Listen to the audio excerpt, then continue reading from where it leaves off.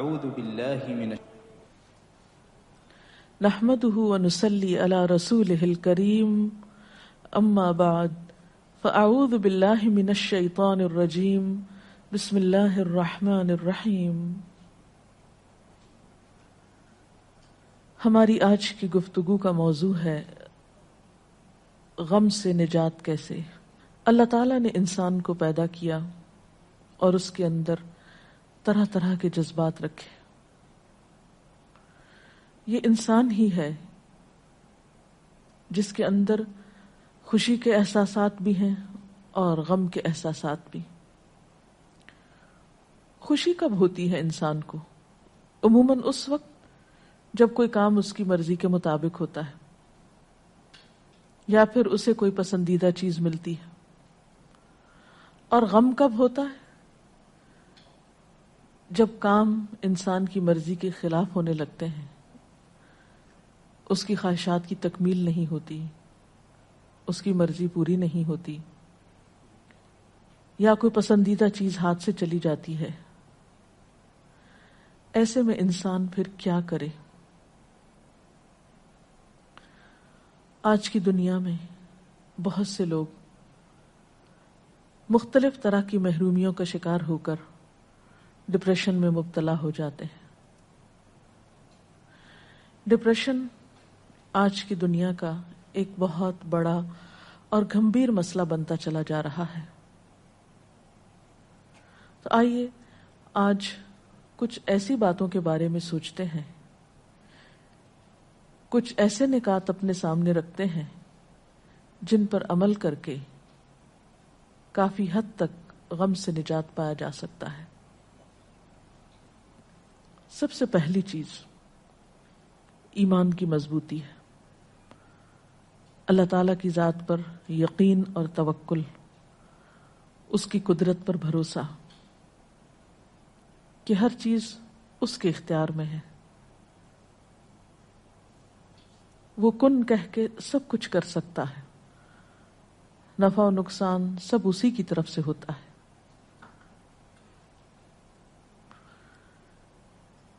ایمان میں اضافہ کس طرح ہو، توکل کیسے بڑھے، اس کے لیے نفع مند علم کا حصول ضروری ہوتا ہے۔ انسان اچھی باتوں کو سیکھنے کی طرف متوجہ ہو۔ علم نافع انسان کا سینہ کھلا کر دیتا ہے، اس کے دل میں وسعت آنے لگتی ہے۔ اچھی کتب کا مطالعہ انسان کو اچھی کمپنی فراہم کرتا ہے، انسان کی سوچ کو بدل دیتا ہے۔ اسی طرح ذکر کی کثرت اور خصوصی طور پر استغفار۔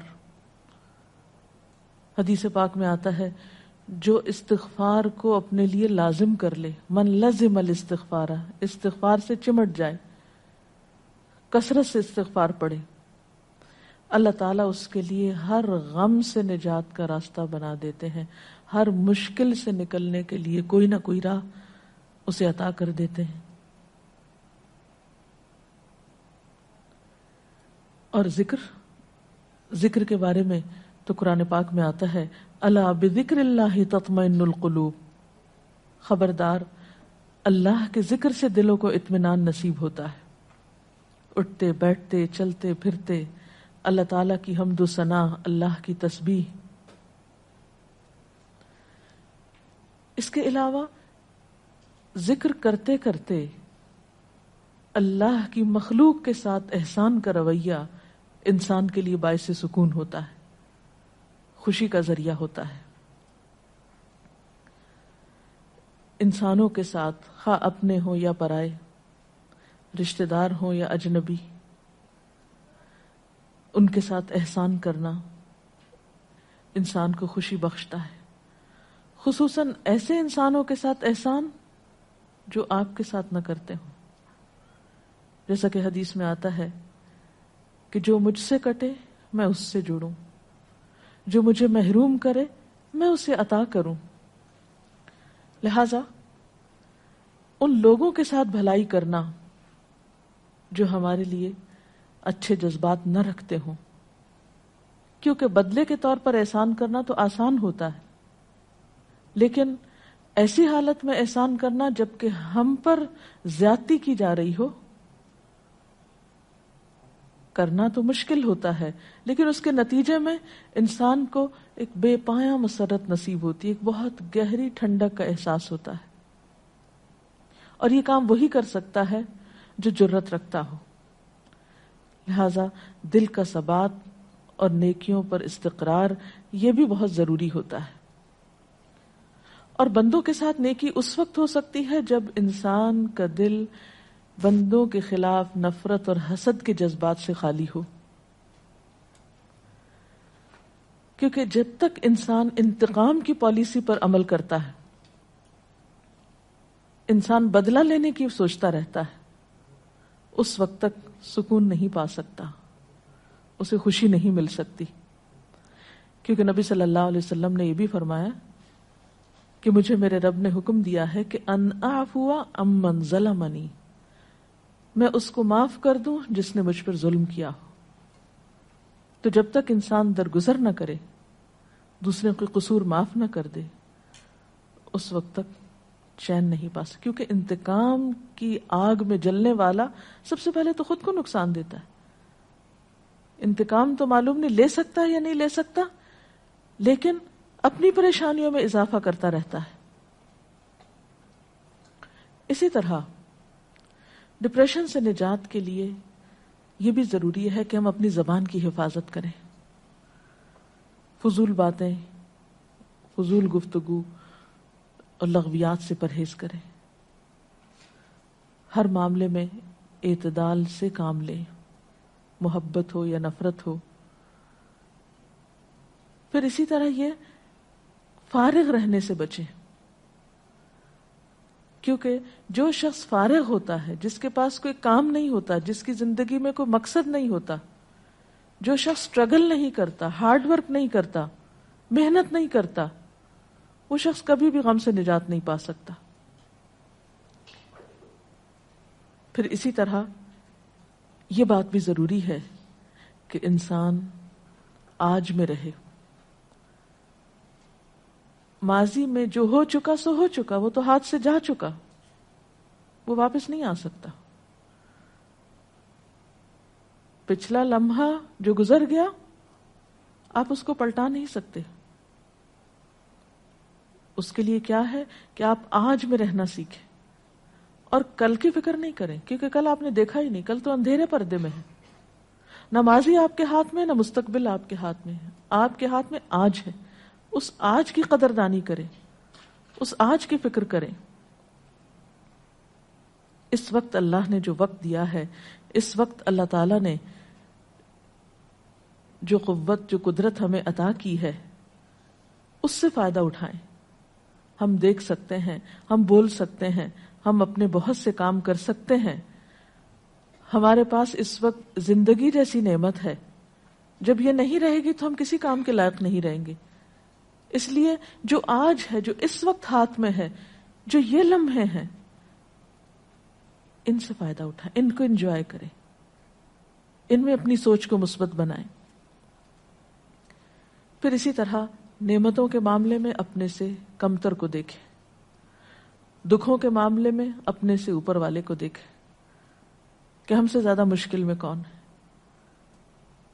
تو اس طرح دل میں شکر کے جذبات پیدا ہوں گے.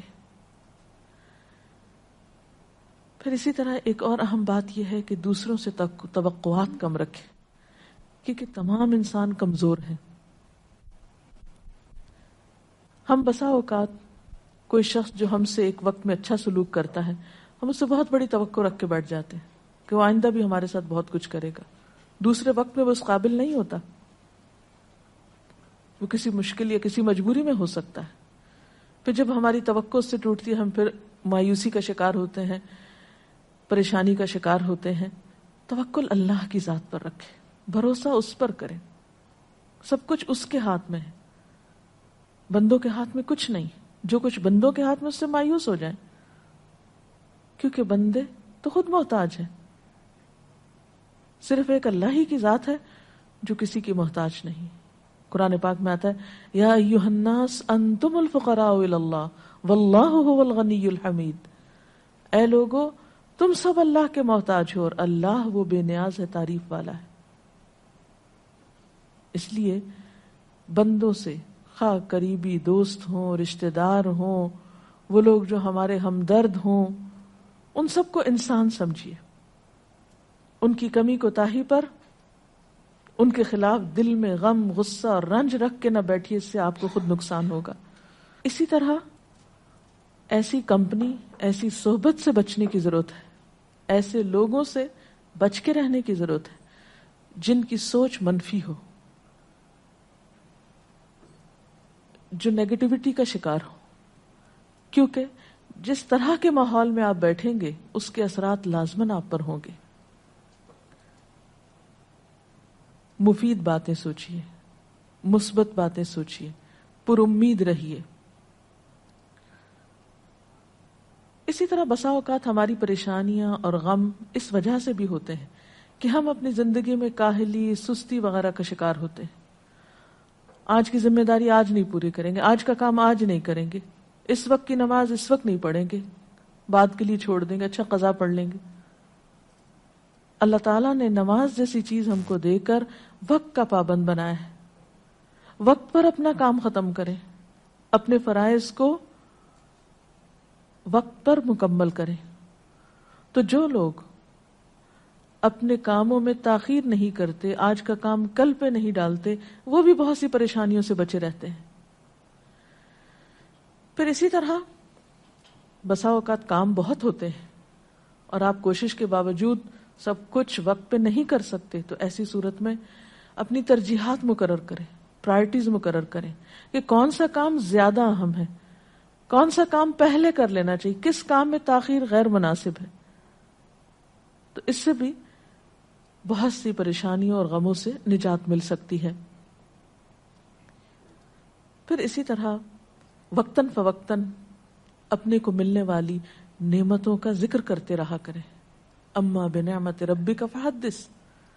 ہم عموماً اپنی مجلسوں میں لوگوں سے بات چیت کرتے ہوئے اپنی پریشانیوں اور غموں کے ہی تذکرے کرتے رہتے ہیں، جو نہیں ہے ہمارے پاس اسی کے بارے میں پریشان رہتے ہیں اور اسی پریشانی کا اظہار بھی کرتے رہتے ہیں۔ اس کے برعکس اپنی سوچ کو مثبت بناتے ہوئے ان باتوں کا ذکر کیا کریں، ان چیزوں کا جو آپ کی زندگی میں ہیں، جو آپ کی اچیومنٹس ہیں، جو نعمتیں اللہ نے آپ کو دے رکھی ہیں۔ تو اس سے آپ کے اندر ایک شکر کے جذبات پیدا ہوں گے اور وہ غم بھول جائیں گے جو آپ کو کچھ چیزوں کے نہ ہونے کی وجہ سے لاحق ہے۔ پھر اسی طرح کثرت کے ساتھ اپنے لیے دعا کیا کریں، اور نہ صرف یہ کہ اپنے لیے بلکہ دوسرے لوگوں کے لیے، کیونکہ انسان جب دوسروں کے لیے دعا کرتا ہے تو اس کے اپنے لیے قبولیت ہوتی ہے۔ پھر لوگوں کا خوف دل سے نکال دیں۔ یاد رکھیں کوئی انسان نہ آپ کو نقصان دے سکتا ہے نہ فائدہ دے سکتا ہے۔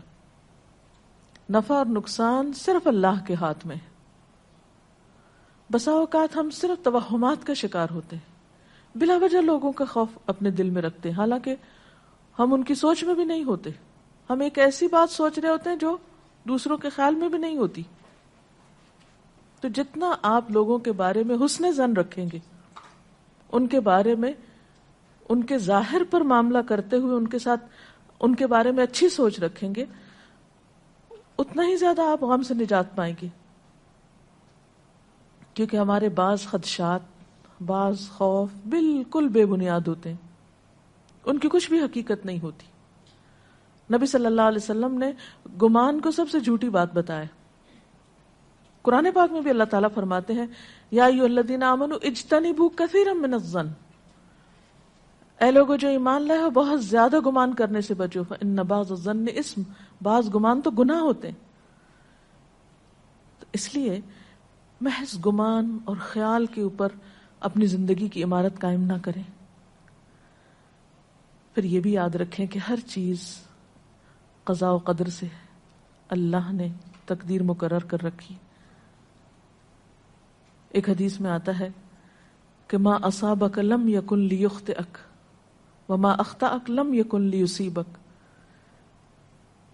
جو تمہیں پہنچا وہ ہو نہیں سکتا تھا کہ تم سے خطا جائے، تمہیں ہی پہنچنا تھا، اور جو تم سے خطا ہو گیا ہو نہیں سکتا تھا کہ تمہیں پہنچے. تو بعض اوقات ہم صرف غم کس لیے کرتے رہتے ہیں کہ اوہ کاش یہ نہ ہوتا اور کاش وہ نہ ہوتا، کاش میں اس وقت پہنچ جاتا تو یہ چیز مجھ سے نہ جاتی یا مجھ سے مس نہ ہوتی یا میرے ہاتھ سے نہ جاتی. نہیں، وہ ملنی نہیں تھی آپ کو، وہ آپ کی تھی نہیں. تو تقدیر پر ایمان انسان کے بہت سے غموں کو ہلکا کر دیتی. پھر اسی طرح ایسے لوگوں سے بچیں یا ایسے لوگوں کے حال سے سبق سیکھیں، عبرت سیکھیں جن کی زندگی ناشکری میں گزری اور شکووں میں گزری اور انہوں نے کچھ بھی نہیں پایا. اگر آپ دوسرے لوگوں کے حال پر نظر ڈالیں تو دنیا میں آپ کو دو طرح کے لوگ نظر آئیں گے. ایک وہ جو شکر گزار ہے اور آپ دیکھیں گے وہی خوشحال ہے. خوشی کا راز اصل میں شکر کے اندر ہی ہے. اور دوسری طرف وہ دیکھیں گے آپ جو ہر وقت شکوے کرتے ہیں. یہ دونوں کردار آپ کے دائیں بائیں آگے پیچھے کہیں نہ کہیں آپ کو معاشرے میں نظر آئیں گے. کچھ لوگ ہر دم شکوے کرتے نظر آئیں گے، پھر آپ دیکھیے کہ ان کے پاس کیا ہے، انہوں نے کیا کمایا شکوے کر کر کے. اور کچھ لوگ ہیں کہ جس حال میں بھی وہ اللہ کا شکر ادا کرتے رہتے ہیں. تو ان دونوں کرداروں پر نظر ڈال کر عبرت حاصل کریں، جیسا کہ نبی صلی اللہ علیہ وسلم نے فرمایا کہ میری نگاہ عبرت کی نگاہ ہو، میں ہر ایک کے حال سے کچھ نہ کچھ سیکھوں.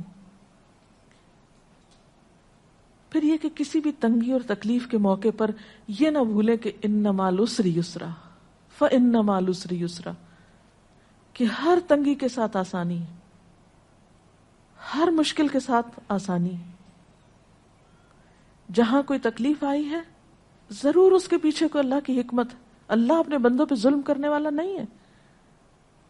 اگر کہیں مشکل ہے تو اسی میں سے کوئی نہ کوئی آسانی کی راہ بھی نکلتی ہوگی.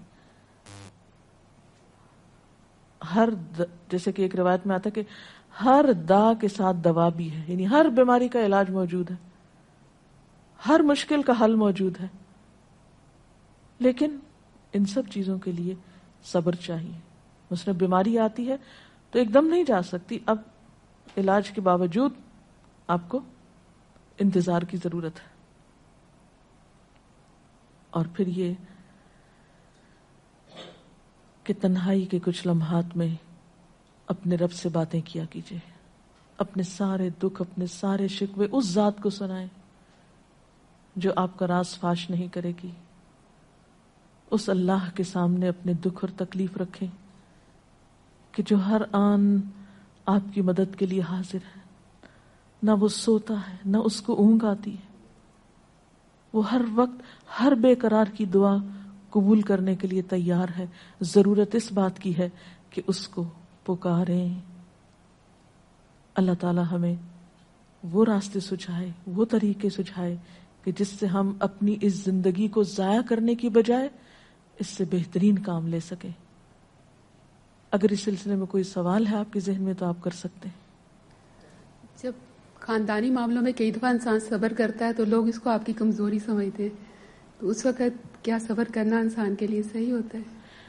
بات یہ ہے کہ لوگ جو بھی سمجھیں،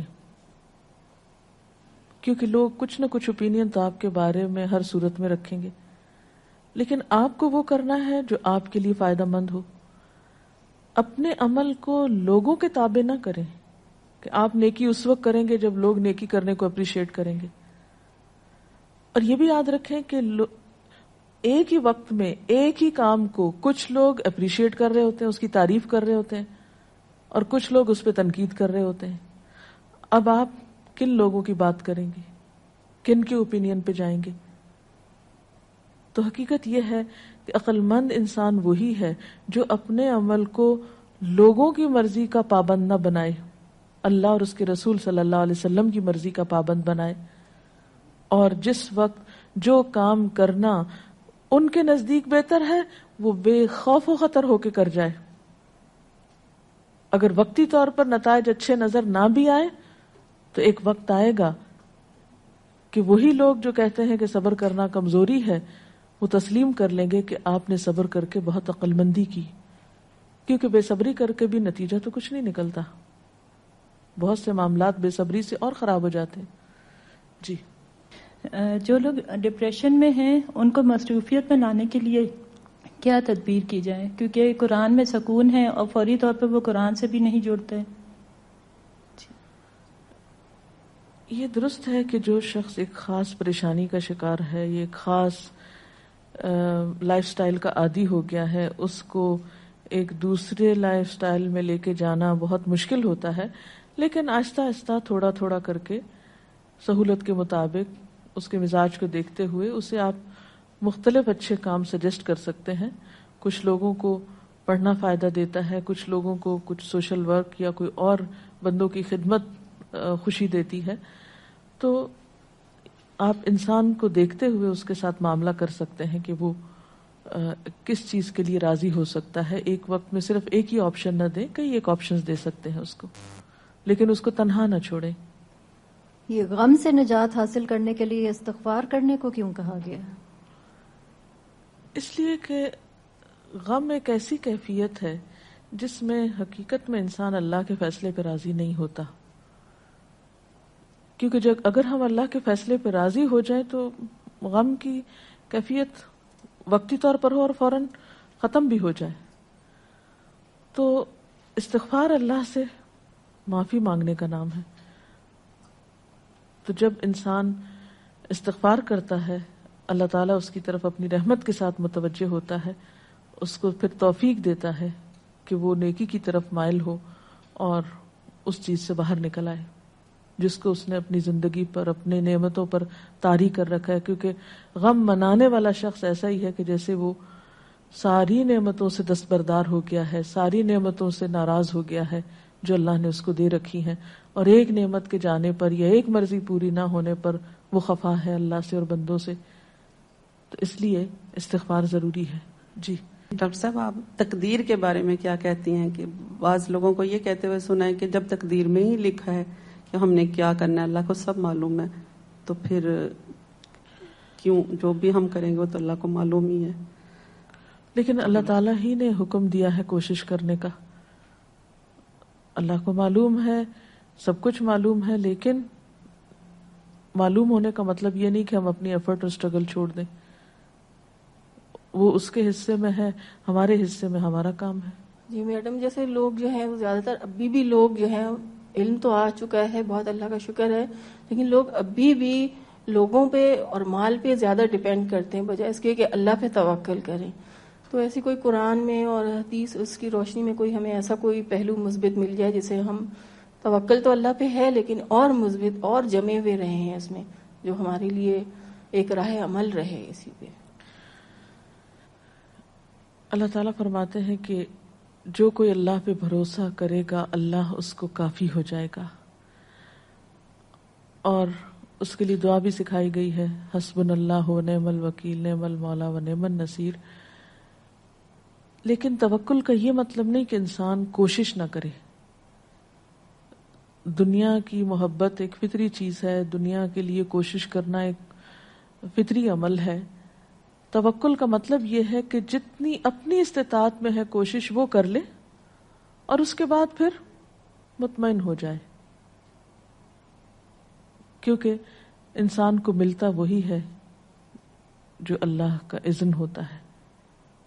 انسان کوشش نہ چھوڑے کیونکہ اللہ کا حکم ہے کوشش کرنا ہے، اور اس کے ساتھ کوشش کے بعد پھر حرص نہ رکھے، لالچ نہ کرے، جو ملا اس میں مطمئن ہو جائے.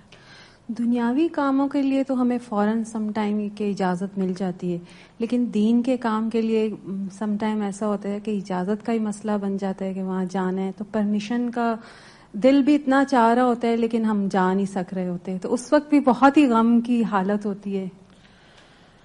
کوئی بات نہیں، آپ اپنے گھر میں کوئی ایسا انتظام کر لیجئے کہ جہاں آپ مل کے اپنے آپس میں رشتہ دار یا آپ محلے والے یا دوست احباب مل کے بیٹھ کے ایک دینی مجلس کا انعقاد کریں یا اللہ کا ذکر کریں. ضروری نہیں ہوتا کہ کہیں گھر سے باہر جا کر ہی انسان کسی اچھی کمپنی میں بیٹھے. بہت اچھا ہے اگر انسان کے پاس اپرچونٹی ہو، اگر نہیں تو انسان کے پاس بہت سے اور آپشنز ہو سکتے ہیں. تنہائی میں بھی بیٹھ کر آپ اللہ کا ذکر کریں گے اور اللہ سے مدد مانگیں گے تو انشاءاللہ بہت سی مشکلات آسان ہوں گی. جیسے قرآن پاک میں بھی آتا ہے یا ایھا الذین آمنوا استعینوا بالصبر والصلاۃ، اے لوگو جو ایمان لائے ہو صبر اور نماز کے ذریعے اللہ سے مدد مانگو. تو اللہ بندے کو کافی ہو جاتا ہے جب بندہ اپنی کوشش کے بعد اس پر بھروسہ کرتا ہے. اللہ تعالی ہمیں ہر غم اور ہر تکلیف سے نجات دے. میں اپنی گفتگو کا اختتام نبی اکرم صلی اللہ علیہ وسلم کی اس دعا کے ساتھ کروں گی. اللہم انی اعوذ بک من الہم والحزن واعوذ بک من العجز والکسل واعوذ بک من الجبن والبخل واعوذ بک من غلبۃ الدین وقہر الرجال. اس دعا میں بھی آپ صلی اللہ علیہ وسلم نے غم اور فکر اور حزن اور ہم سے اللہ کی پناہ طلب کی ہے. تو حقیقت یہ ہے کہ وہی ہے جو ان تمام مصیبتوں سے نجات دینے والا ہے. اللہ تعالی ہم سب کو اپنی عافیت میں رکھے. وآخر دعوانا ان الحمد للہ رب العالمین. سبحانک اللہم وبحمدک نشہد ان لا الہ الا انت نستغفرک ونتوب الیک. والسلام علیکم ورحمۃ اللہ وبرکاتہ. اللہ اکبر اللہ اکبر لا الہ الا اللہ واللہ اکبر اللہ اکبر وللہ الحمد.